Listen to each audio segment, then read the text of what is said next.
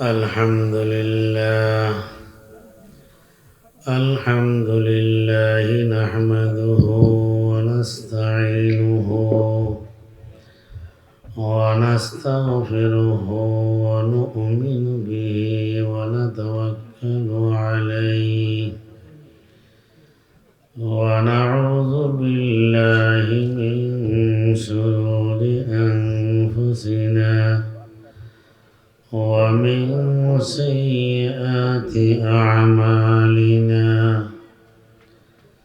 من يهده الله فلا مضل له ومن يضلل الله فلا هادي له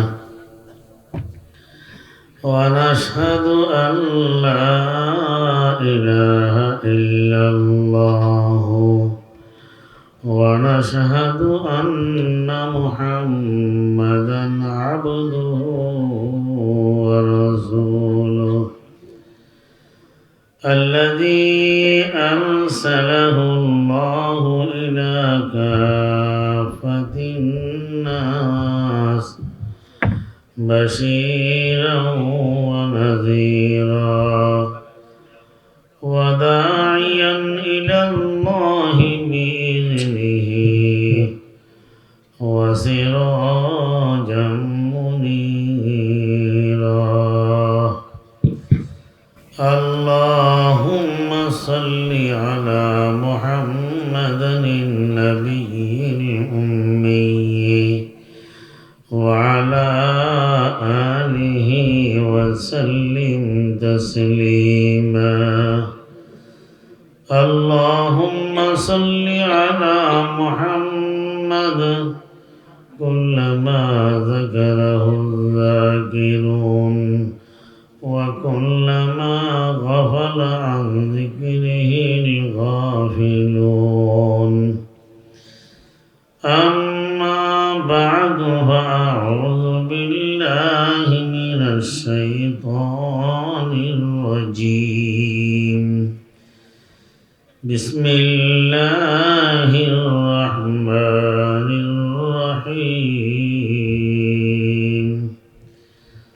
وننزل من القرآن ما هو شفاء ورحمة للمؤمنين وقال تعالى يوم لا ينفع مال ولا بنون إلا من أتى الله بقلب سليم وقال رسول الله صلى الله عليه وسلم إن هذه القلوب تصدأ كما يصدأ الحديد إذا أصابه الماء قيل وما جلاؤها يا رسول الله قال كثرة ذكر الموت وتلاوة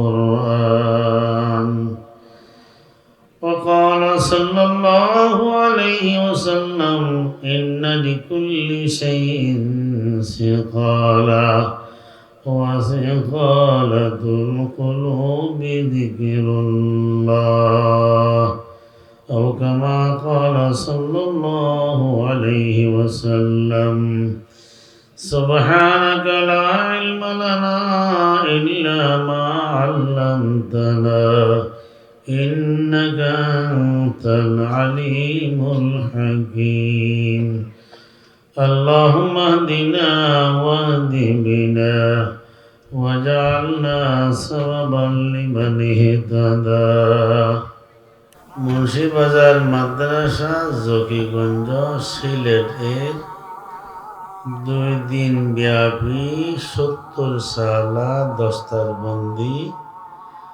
মহাসম্মেলনের সভাপতি এবং ওলামায়ে কেরাম দূর দূরান্ত থেকে আগত আল্লাহ প্রেমিক রসুল প্রেমিক দোস্ত আহবাব, পর্দার আড়ালের মা বোন, মহিলা হাজরাত, আজকে এই দস্তারবন্দি সম্মেলনে আমরা সকল উপস্থিত হয়েছি। আপনারা উপস্থিত হইয়াছেন এই অঞ্চলের থেকে,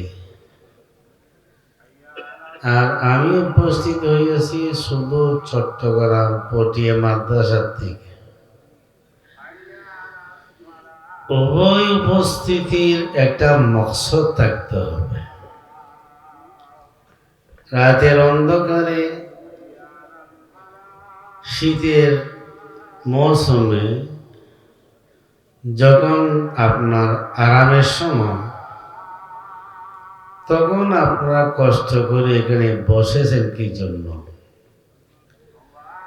আর আমিও কি জন্য এত দূর দূরান্ত থেকে এখানে আপনাদের এই মাহফিলে অনুসরণ করলাম। যে কোনো কাজের একটা মাকসাদ থাকে, উদ্দেশ্য থাকে। উদ্দেশ্যবিহীন কোনো কাজ হয় না।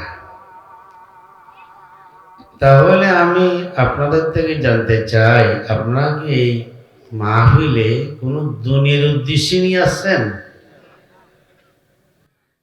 দুনিয়ার উদ্দেশ্য নিয়ে না আসলে নিশ্চিত আপনি আখিরাতের উদ্দেশ্য নিয়েই তো আসছেন।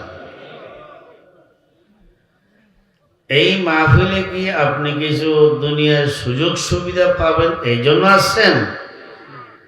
এইখানে আসছেন আপনার মালিককে খুশি করার জন্য। তাহলে আমি আরেকটি প্রশ্ন করি, আমি যদি আপনাদেরকে বলি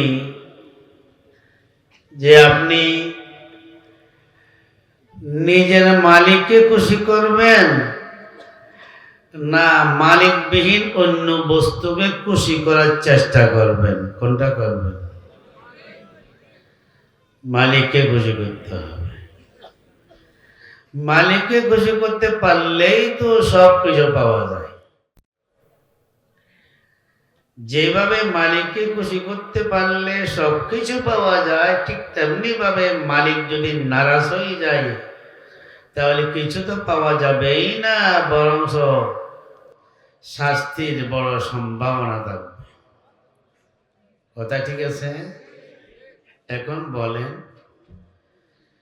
আমাদের মালিক যিনি, তিনি তো আমাদেরকে দেখার জন্য দুটি চক্ষু দান করছেন না? যে চক্ষু দিয়ে দেখি এটার মালিককে, যে কান দিয়ে শুনি সেটার মালিককে, যে জবান দিয়ে কথা বলি তার মালিককে, যে হাত পা দিয়ে আমি হাত দিয়ে ধরি, পা দিয়ে আমি হাঁটি, এই হাত পায়ের মালিককে? আল্লাহ। আল্লাহ বড় আমাদের দয়ালু। সে আল্লাহকে রাজি করতে পারলেই ইহকাল আর পরকালের আমার সফলতা আসবে। সে আল্লাহকে যদি আমরা নারাজ করি, দুনিয়ার মধ্যেও আমরা বিফল হব, আখিরাতের মধ্যে বিফল আসেই। আল্লাহকে খুশি করার যে রাস্তা আল্লাহ বিধান রাখছে, সেই বিধানের ভিতর একটি বড় বিধান হলো মানুষের আত্মা, মানুষের কলব। এই মানুষের যে কলব, এটা হলো বাম সাইডের স্তনের 2 আঙ্গুল নিচে একটি গোস্তের টুকরার নাম হলো কলব। এইটা হলো আসল মানুষ। সেই কলব যদি আমি সুস্থ রাখতে পারি তাহলে আমার জীবনে সব কিছু সুস্থ থাকবে। আর সেই কলব যদি অসুস্থ হয়ে যায় তাহলে আমার এই কাল পরকালে কোথাও আমার সুস্থতা আসবে না, সফলতা পাবো না। তাহলে মানুষের জীবনের ইহকাল পরকালের মঙ্গলের চাবিকাঠি হলো আমার কলব। এই কলব সম্পর্কে আল্লাহ রাসূল বলেছেন, মানুষের দেহের ভিতর এমন একটি গোশতের নাম, সেটা সুস্থ থাকলে মানুষের জীবনে সব কর্মকাণ্ড সুস্থ হবে, আর সেটা যদি রোগাক্রান্ত হয়ে যায় তাহলে মানুষের কোনো কাজ আর ভালো থাকতেই পারে না।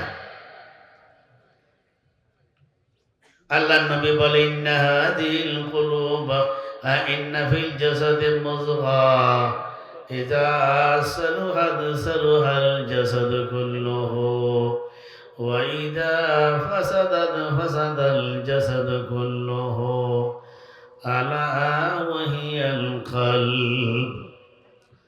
আল্লাহ নবী বলেন, মানুষের শরীরের ভিতর কলব নামের একটি গোশতের টুকরা আছে, সেটা সুস্থ হলে, ভালো হলে মানুষের জীবনে সব কিছু ভালো থাকে, সেটা নষ্ট হলে সব কিছু নষ্ট হয়ে যায়। কোরআনে আল্লাহ পাক এই কলব সম্পর্কে বলেছেন যে এমন একটি দিন আসবে যেই দিনে মানুষ জান্নাত পাওয়ার জন্য একমাত্র সুস্থ কলব নিয়ে আল্লাহর দরবারে হাজির হতে হবে। অসুস্থ কলম নিয়ে যদি আল্লাহর দরবারে হাজির হয়, সে তার ঠিকানা হবে জাহান্নাম। আমরা দুনিয়ার মধ্যে মাল নিয়ে ব্যস্ত, ক্ষমতা নিয়ে ব্যস্ত, বিল্ডিং নিয়ে ব্যস্ত, সম্পদ নিয়ে ব্যস্ত, সম্মান নিয়ে ব্যস্ত, ব্যাংক ব্যালেন্স নিয়ে ব্যস্ত, বিশাল বিশাল ইমারত নিয়ে ব্যস্ত। এই যে দুনিয়া, যে ব্যস্ততার জন্য আমি নামাজ পড়তে পারি না, যে ব্যস্ততার জন্য আমি এই মাহফিলে আসতে পারি না, এই অঞ্চলে কি মানুষ কি এতটুকু আছে? এই অঞ্চলের মানুষ এখানে আসে তো এই মাঠে তো সংকলন হবে না। কেন আসতে পারলো না? ব্যস্ততার কারণে। যে ব্যস্ততার কারণে আমি মাহফিলে আসতে পারি না, যে ব্যস্ততার কারণে আমি মসজিদে আসতে পারি না, যে ব্যস্ততার কারণে আমি রোজা রাখতে পারি না, যে ব্যস্ততার কারণে আমি দিনের কোনো কাজে করতে পারি না, শুধু ব্যস্ত ব্যস্ত ব্যস্ত। তাহলে যদি আপনি আপনার মৃত্যুকে বিশ্বাস করেন, আখিরাতকে বিশ্বাস করেন, তাহলে একটি কঠিন সময়ের কথা আল্লাহ পাক বলে দিচ্ছেন। আল্লাহ পাক বলেন, ও দুনিয়ার মানুষ, তুমি যে ব্যস্ততার কারণে আমার বিধান মোতাবেক চলতে পারো নাই, যে ব্যস্ততার কারণে যে আল্লাহর হুকুম মোতাবেক জীবন যাপন করতে পারো না, তাহলে কিয়ামতের ময়দানে এই ব্যস্ততার পরিণাম কি হবে সেটা বুঝেন। আল্লাহ পাক বলেন, এমন একটি কঠিন দিন আসবে, যে কঠিন দিনে যে ব্যস্ততার কারণে আপনি কোরআন মোতাবেক চলতে পারেন নাই, আলেম ওলামার কথা শুনতে পারেন নাই, মাহফিল আসতে পারেন নাই, সেই দিন কিরকম হবে? ইয়াউমা লা ইয়ানফাউ মালুন ওয়ালা বানুন ইল্লা মান আতাল্লাহ বিকলবিন সালিম। ও দুনিয়ার মানুষ, ভালোভাবে বুঝো, এমন একটি কঠিন সময় আমাদের আসবে, যে কঠিন সময়ের মধ্যে দুনিয়ার ব্যস্ততার কারণে যে আমি নামাজ পড়তে পারলাম না, বাহামে জলসায় আসতে পারলাম না, মাহফিলে আসতে পারলাম না, যে ব্যস্ততার কারণে আমার সন্তানদেরকে স্কুল দিনে শিক্ষা দিতে পারলাম না, আমার স্ত্রীকে পর্দানসীন করাইতে পারলাম না, যে ব্যস্ততার কারণে আমি মসজিদ মুখী হইতে পারলাম না, যে ব্যস্ততার কারণে আমি দিন মুখী হইতে পারলাম না, আল্লাহ পাক বলেন, বান্দা, তোমার ওই ব্যস্ততার কোনো দাম নাই। এই শুকনো বস্ত্রতা দিয়ে তুমি জান্নাতের মধ্যে যেতে পারবি না। হ্যাঁ, যে ব্যক্তি আল্লাহর দরবারে কলবে সলিম নিয়ে উপস্থিত হবে সে ব্যক্তি সফল হবে। ইল্লা মান আতাল্লাহ বিকলবিন সলিম। সুস্থ কলবকে বলা হয় কলবে সলিম। এখন আপনাকে জিজ্ঞেস করলে আপনার সুস্থ কলব কি, দুনিয়ার জ্ঞান বিজ্ঞানের প্রশ্নের উত্তর দিতে পারবে না। দুনিয়ার জ্ঞান বিজ্ঞানে মানুষের দেহ চিনে, মানুষের কলব চিনে না। দুনিয়ার জ্ঞান বিজ্ঞানে দেহের চিকিৎসা চিনে, কলবের চিকিৎসা চিনে না। দুনিয়ার জ্ঞান বিজ্ঞান মৃত্যু পর্যন্ত চলে, তারপরে চলে না। এই দুনিয়ার জ্ঞান বিজ্ঞান যে সমস্ত কলের বাসের মধ্যে তার শিক্ষা হয়, সেই কলের বাসের শিক্ষার মধ্যে কলবের কোন চিকিৎসার কথা সেখানে নাই। আপনি মনে করলেন মানুষ বলে যার মধ্যে দেহ আছে, চক্ষু দিয়ে দেখে, কান দিয়ে শুনে, হ্যাঁ জবান দিয়ে, গাল দিয়ে কথা বলে, হাত দিয়ে ধরে, পা দিয়ে চলে, যার মধ্যে রক্ত মাংস আছে, যার মধ্যে নিদ্রা দিতে পারে, সে যৌন চাহিদা নিবারণ করতে পারে, ছেলে মেয়ে জন্ম দিতে পারে, রক্ত মাংস মানুষ, এগুলোকে দুনিয়ার জ্ঞান বিজ্ঞান এগুলি মানুষ মনে করলো, আসলে এগুলো মানুষ না। বলেন তো এই সমস্ত এগুলো পশুর মধ্যে আছে কিনা বলেন আপনি? পশু দেখে কিনা, ধরে কিনা, চলে কিনা, পশু খায় কিনা, যৌন চাহিদা নিবারণ করে কিনা, পশুর মধ্যে রক্ত মাংস আসে কিনা, নিদ্রা যায় কিনা? আমার দেহের মধ্যে যত কিছু আছে সব কিছু পশুর মধ্যে আছে, পশুর মধ্যে পাওয়া যায়। তাহলে একে মানুষ কেমনে বলবো? এটার নাম মানুষ না। দুনিয়ার জ্ঞান বিজ্ঞানে মানুষের পরিচয় দিতে পারবে না। যাকে মানুষ বলছি, যে মানুষের জন্য কলেজ দরকার, বাসির দরকার, ইউনিভার্সিটির দরকার, জ্ঞান বিজ্ঞান দরকার, এগুলো সম্পর্ক হয় মানুষের দেহের সাথে, কলমের সাথে সম্পর্ক নয়। একজন ডাক্তার ডাক্তারি করে মানুষের দেহ কেন্দ্রিক, ইঞ্জিনিয়ারিং পাস করে দেহ কেন্দ্রিক। কেন? দেহ রোড দিয়ে চলবে, দেহ বিল্ডিং মধ্যে থাকবে, দেহ ব্রিজের উপর চলবে, এটার জন্য ইঞ্জিনিয়ার। একজন বৈজ্ঞানিক, কি বলে, আইনজীবী, ব্যারিস্টার, তারা কোর্ট খাজা নিয়ে ব্যস্ত থাকে। কোর্ট খাজার মধ্যে যা কিছু হচ্ছে দেহের সাথে সম্পর্ক, কলমের সাথে সম্পর্ক নয়। তাহলেও দুনিয়ার মানুষ, আসল মানুষ কাকে বলে? যার মধ্যে কলব আছে তাকে বলা হয় মানুষ। বাকিগুলো মানুষের মধ্যেও পাওয়া যায়, পশুর মধ্যেও পাওয়া যায়। এই জন্য এই কলব মানুষকে আল্লাহ দিয়ে দান করেছেন। কলব হলো বড় নিয়ামত। এই কলবকে যদি আপনি সুস্থ রাখতে পারেন তাহলে জান্নাতের ফয়সালা হবে। এই কলব যদি আপনার অসুস্থ হয়ে যায়, রোগী হয়ে যায়, তাহলে আপনার এই রোগে আপনাকে জাহান্নামে পৌঁছে দিবে। এই কথাটাকে আল্লাহ পাক এই কোরআন আয়াতের মধ্যে বলেছেন, ইয়াউমা লা ইয়ানফাউ মালুন ওয়ালা বানুন ইল্লা মান আতাল্লাহ বিকলবিন সালিম। এখন আপনি আমাকে প্রশ্ন করতে পারেন, কলব মানুষের কাছে কলব থাকলে মানুষ হয়, তাহলে হযরত এই কলব তো ইহুদির ভিতরে আছে কিনা বলেন? খ্রিস্টান ভিতরে কলব আছে, হিন্দু বুদ্ধ হিন্দুর মধ্যে কলব আছে, আবু জাহেল আবু লাহাবের মধ্যে কলব আছে, এই বাবু মুহিবের কলবের মধ্যে কলব আছে, কারণ হামাসাদের মধ্যে কলব আছে। তো কলব তাদের মধ্যে আছে। আবার এই কলবটি নবীদের মধ্যে আছে, রাসূলদের মধ্যে আছে, হ্যাঁ সাহাবীদের মধ্যে আছে, শুহাদা সালেহীর মধ্যে আছে। কলব তো উভয় জায়গার মধ্যে আছে।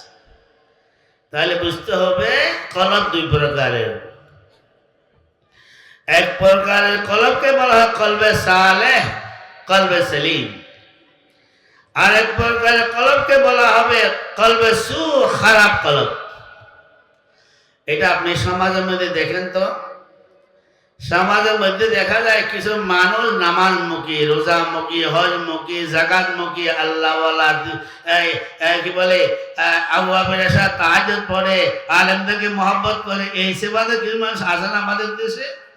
এইভাবে আমার দেশের মধ্যে আর এক সেবাদের মানুষ আছে যারা চুরি করে, তারা হাজত করে, সুদ ঘুষের লেনদেন করে, জেনা করে, যত রকমের অপকর্ম সব করে। এরকম মানুষ আছে কিনা বলেন? তাহলে বুঝে গেল কলব দুই প্রকারের। এক প্রকারের কলব হলো সুস্থ কলব, আর এক প্রকারের কলব হলো অসুস্থ কলব। শুধু কলব থাকলেই তাকে যদি মানুষ বলা হয়, তাহলে নবী এবং আবু জাহালের মধ্যে পার্থক্য পাওয়া যাবে না। গর্ব সুরত আদমি ইনসাবুদে আহমদু বো জাহনু হাম এক সাবুদে এক আমি বিনি গলাফে আদমান নিস্তানাদ আদম গলাফে আদমান।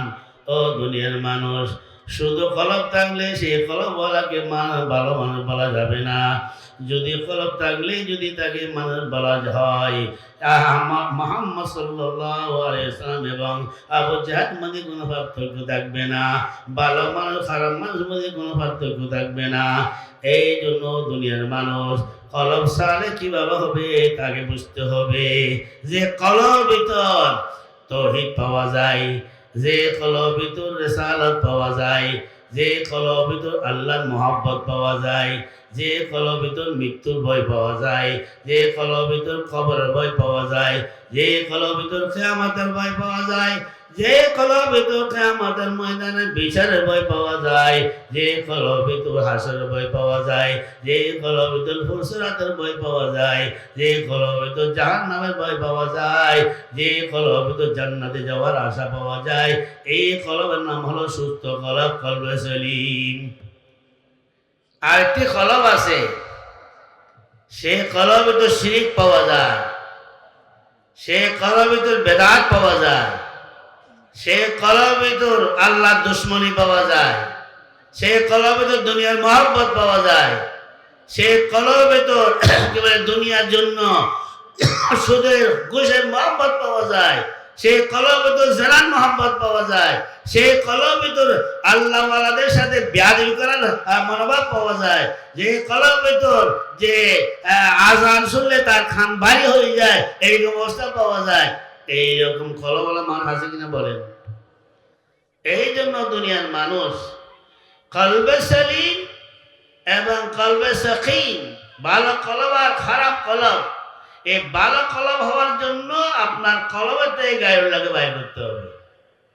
আমাদের কলবের ভিতরে গায়রুল্লাহ আছে, কলবের ভিতরে দুনিয়ার মহব্বত আছে, কলবের ভিতরে যাকে বলা হয় কিবির, অহংকারের রোগ আছে, কলবের ভিতর বদগুমানের রোগ আছে, কলবের ভিতরে দুশ্মনের রোগ আছে, আমার ভিতরে গীবতের রোগ আছে, আমার ভিতরে বদগুমানের রোগ আছে। ও দুনিয়ার মানুষ, আপনি যদি এই সমস্ত কলবকে, এই সমস্ত মরসেবস্তরকে যদি কলবতে বাইর না করেন, তাহলে কলবতে কখনো আল্লাহর মহব্বত আর আল্লাহ জায়গা দিতে পারে না। এইভাবে আল্লাহর ওলিরা শেষ রাতে উঠে তাহাজ্জুদের নামাজ পড়ার পর আল্লাহর দরবারে হাজির হয়ে বলে, লা ইলাহা ইল্লাল্লাহ, লা ইলাহা ইল্লাল্লাহ, লা ইলাহা ইল্লাল্লাহ, লা ইলাহা ইল্লাল্লাহ। আপনার কলবে একমাত্র আল্লাহ দেখতে হবে, সেখানে দুনিয়া দেখতে পারবে না। আমার কলবে যদি আল্লাহ থাকে, আল্লাহর মহব্বত থাকে, তাহলে আমার জীবনে সব কাজ আল্লাহর জন্য হবে। আর আমার কলবে যদি দুনিয়ার মহব্বত ঢুকে, তাহলে আমার সমস্ত কাজ দুনিয়া কেন্দ্রিক হয়ে যাবে। এই জন্য দুনিয়ার মানুষ সারারাত উঠে আল্লাহর ওলিরা তাহাজ্জুদের নামাজ পড়ার পরে আল্লাহর দরবারে চারজন হয়ে পশ্চিম দিকে বসে কি বলে, লা ইলাহা ইল্লাল্লাহ, লা ইলাহা ইল্লাল্লাহ। এই জিকিরের মানেটা বুঝতে হবে। লার অর্থ হলো বাম পাশে আমার যে কলব আছে, সে কলবের থেকে লা দিয়ে আমি টান দিয়ে কলবের ভিতরে যত গায়রুল্লাহ আছে আমি বাইর করে দিলাম এবং ইল্লাল্লাহ বলে আল্লাহর মহব্বতকে কলবের ভিতরে জায়গা দিলাম। বলে লা ইলাহা ইল্লাল্লাহ লা ইলাহা ইল্লাল্লাহ। মনে করুন লা এটা একটা তরবারি, এই তরবারি যদি দিয়ে দিয়ে আঘাত করা হয় তো টুকরা টুকরা হয়ে যায়। ঠিক তেমনি ভাবে আপনি কলমের ভিতর লা দিয়ে আঘাত করেন। ও দুনিয়ার মানুষ, কলমের মধ্যে লা দিয়ে আঘাত করা হয়, কলমের থেকে কিবি বাইর হয়ে যায়, কলমের থেকে অজব বাইর হয়ে যায়, কলমের থেকে আদাওয়াত দুশ্মনী বাইর হয়ে যায়, কলমের থেকে বদগুমানি বাইর হয়ে যায়, কলমের থেকে দুনিয়ার মহব্বত বাইর হয়ে যায়। ইল্লাল্লাহ বলার পর আমার কলমের ভিতর আল্লাহর মহব্বত জায়গা নিয়ে নেলা ইলাহা ইল্লাল্লাহ লা ইলাহা ইল্লাল্লাহ। এই জিকির দিয়ে আমার কলবটাকে গায়রুল্লাহ মুক্ত করি, আমার কলবের ভিতরে একমাত্র আল্লাহর মহব্বত আর কিছু নাই। কলবের ভিতরে আল্লাহ জায়গা নিয়ে নিছে, গায়রুল্লাহ শেষ। তাহলে কি হলো?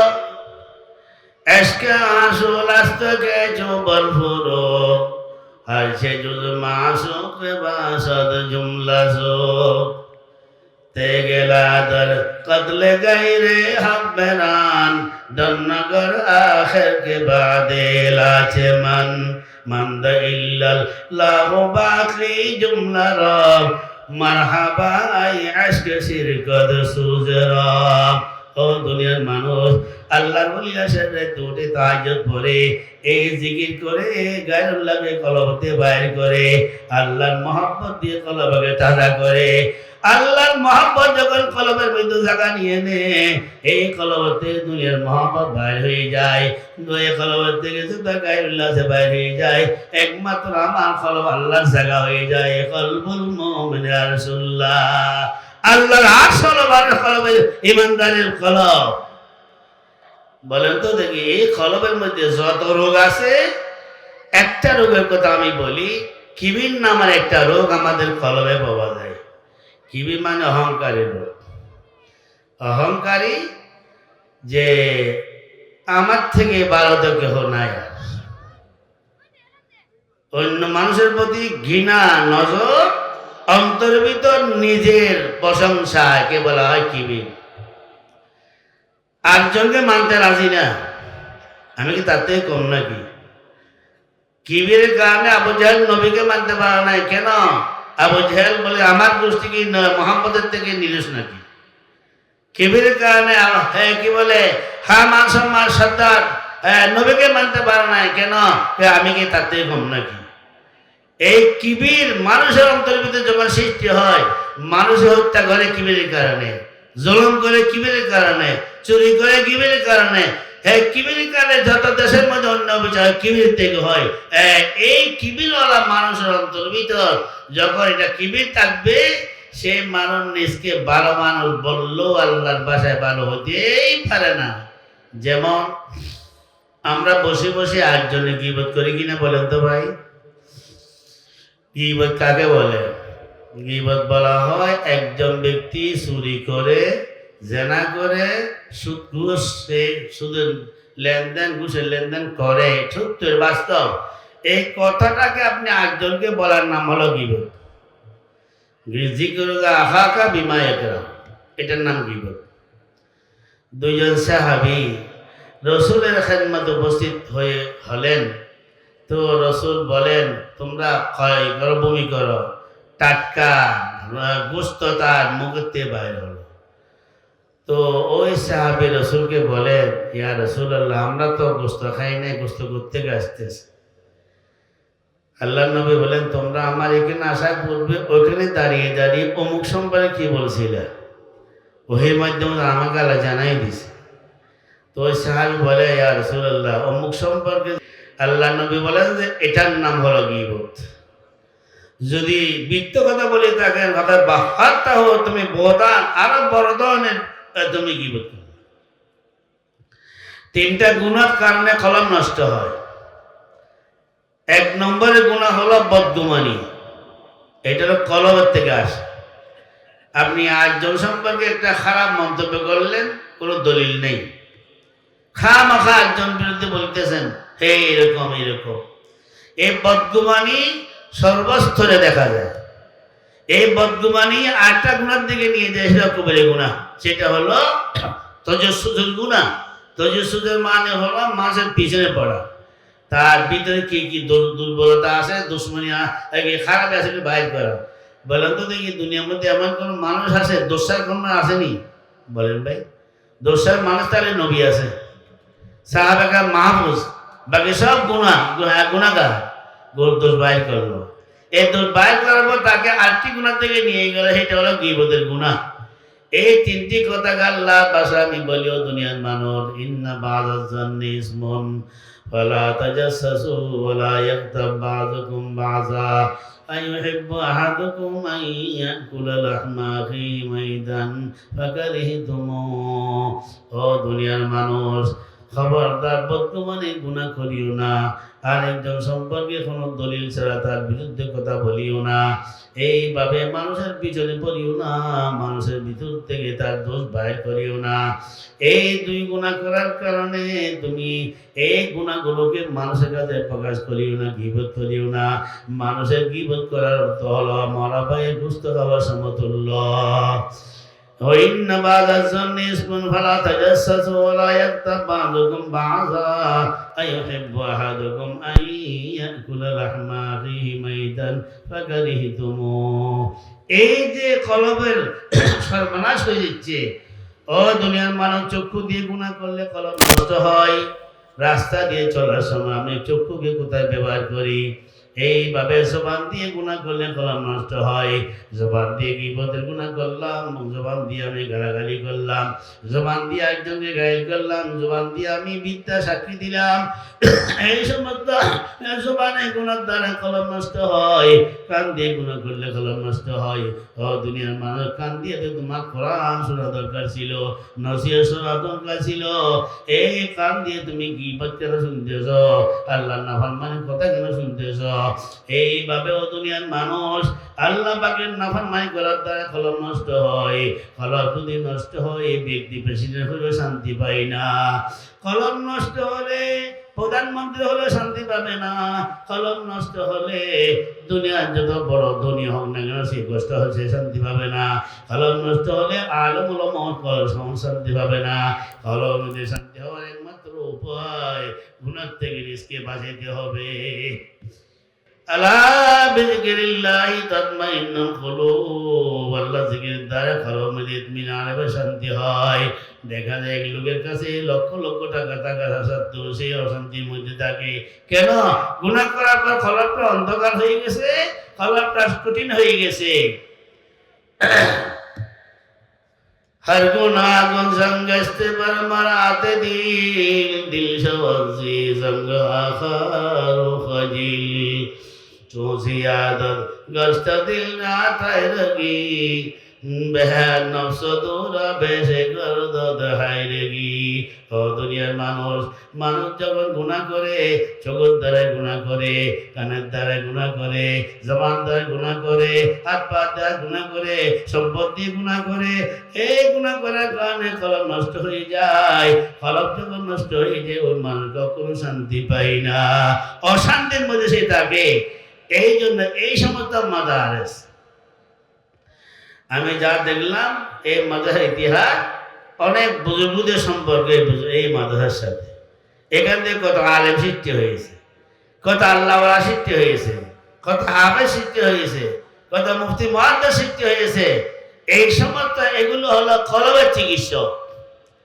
এই কলবের চিকিৎসা যারা নিছে, তারা নিজকে আল্লাহর দরবারে গুনাহগার মনে করছে। রশিদ আহমদ গঙ্গোহী রহমতুল্লাহ আলাইহি কত বড় আলেম ছিলেন। তিনি কলবের চিকিৎসা নিয়েছিলেন দাদুল মুহাজির মক্কি রহমতুল্লাহ থেকে।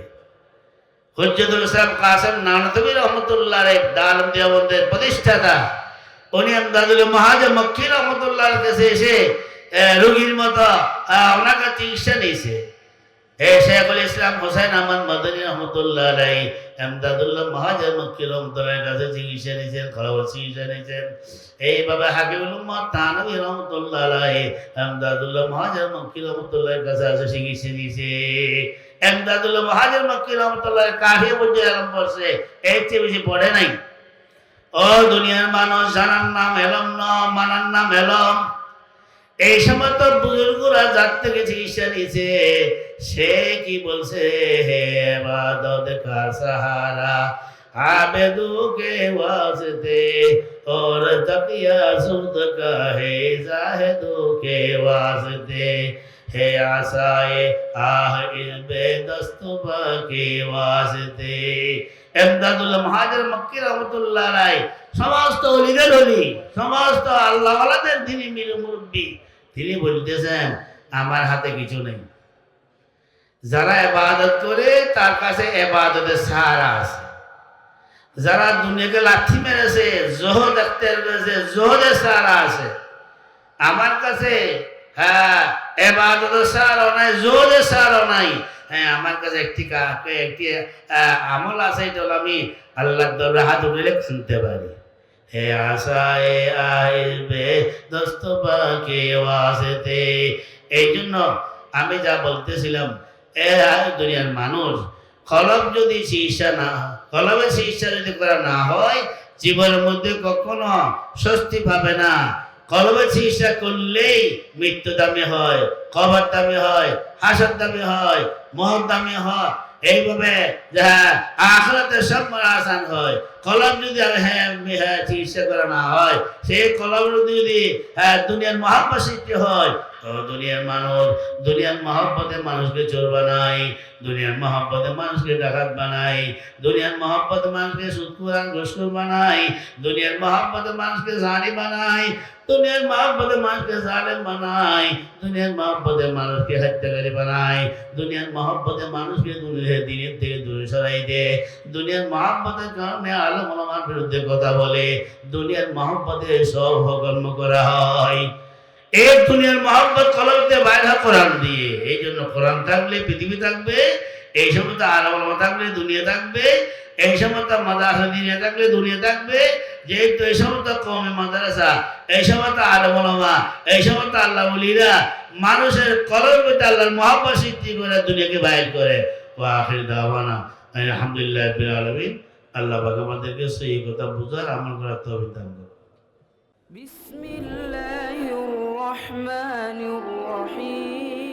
কুরআন হাদিসের আলোকে সত্যের সন্ধান।